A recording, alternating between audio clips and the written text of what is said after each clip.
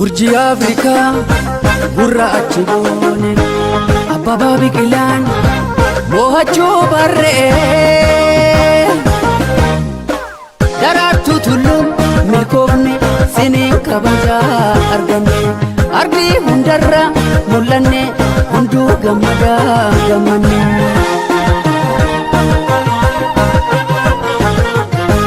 Urjiileen nu boonsiitaan sababii gammacheeftan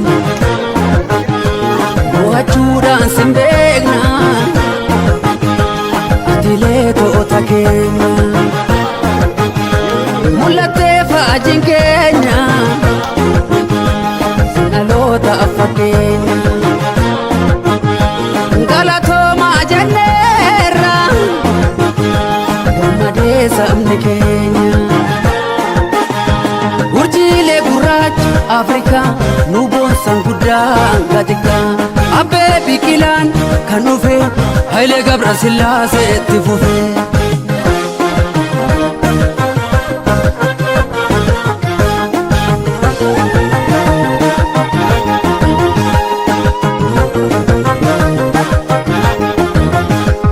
Jabaan gurraacha hangafaa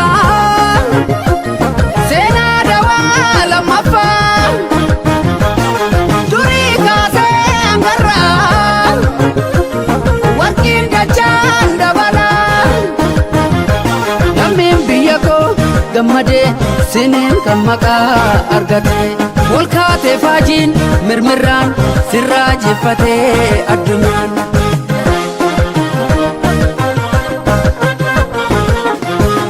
Walgeenyi irraa bu'aa sarginee gatii dadhabbii siniin obsinee ilmaan biyya koo nuuf taatan ilkoo durii hangarraa jirtuu biyya koo. Gootota addunyaa laale hunduu simannaaf yaale.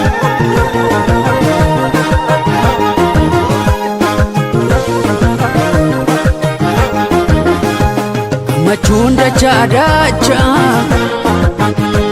injifaannoon milkooftu eenyummaan sin qixxeessu biyya ofii akka atti boonsu. Seenaan dabalameera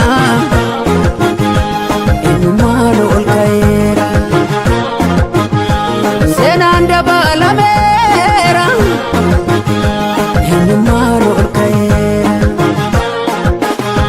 Maarqos Gannatiif Silashii Gazzaanya Barraa Barasee Biraan Adareef Faatumaa maatiin Dibaabaas kanumaa. Seenaan miliyoon Abarraa Masaraa Addaffaa qabna. Seenaan Qananiisaas dabalee Fayyoo Leellisaa saba falee. Ibraahim Jehilaanii fi Habus Bosinnat Garramoo isa tokko.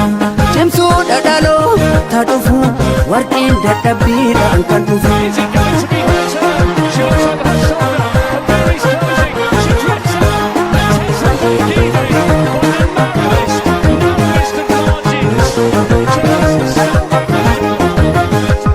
Lammiin biyyaa gammadee siniin maqaa argatee yamoonsitoota sabaa Itoophiyaan sin qabaa.